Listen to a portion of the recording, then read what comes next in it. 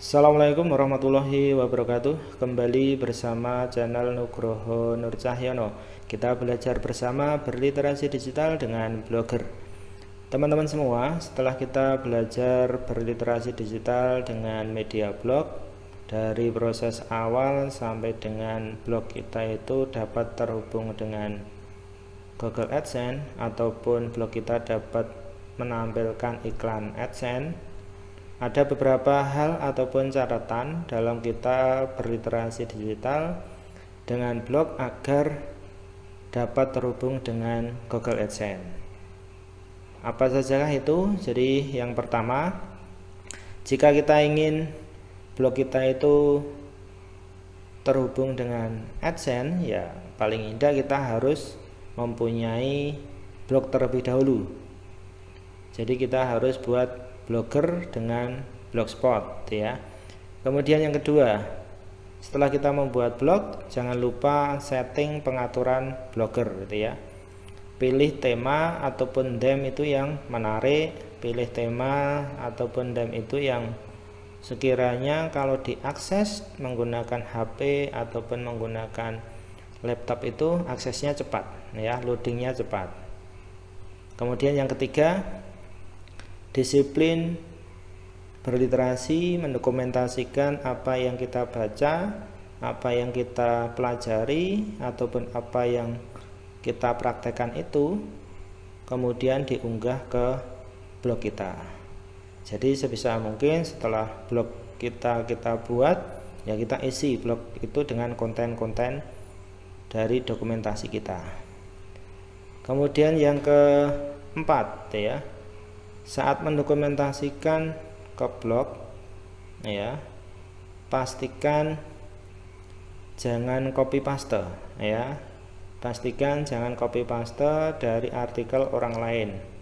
Ya, sebisa mungkin kita itu mendokumentasikan apa yang kita baca, yang kita pelajari ataupun yang kita praktekkan itu menggunakan kata-kata sendiri.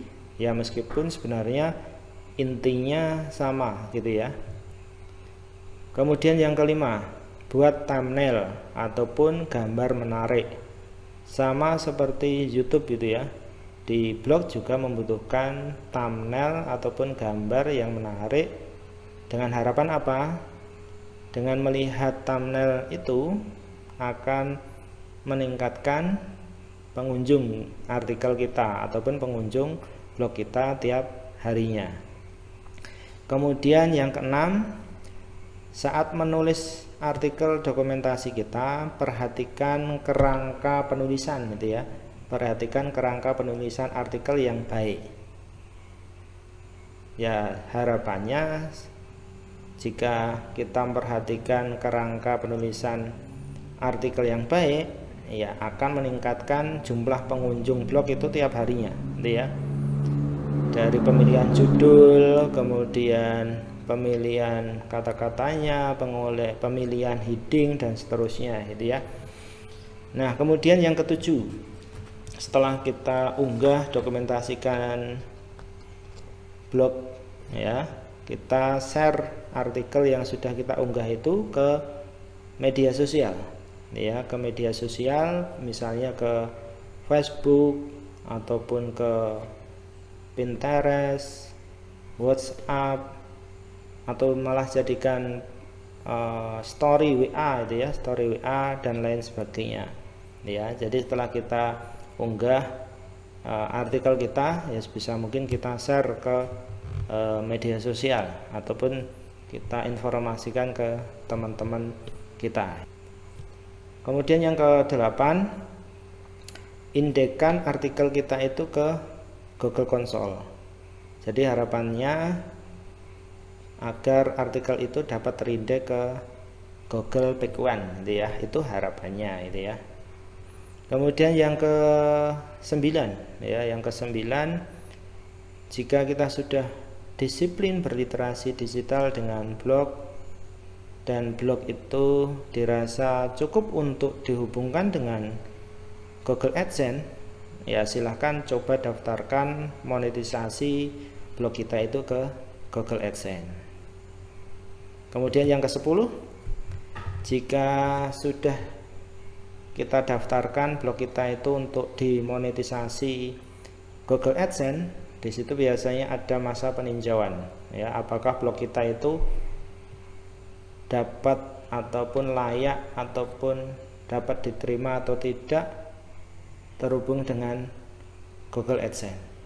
Untuk itu di masa peninjauan ya, kita sebisa mungkin ya tetap update blog kita. Kita tetap mendokumentasikan apa yang kita baca, apa yang kita pelajari itu ke blog kita, agar blog kita itu selalu ada pengunjungnya tiap hari gitu ya, ataupun terlihat ada aktivitas gitu ya.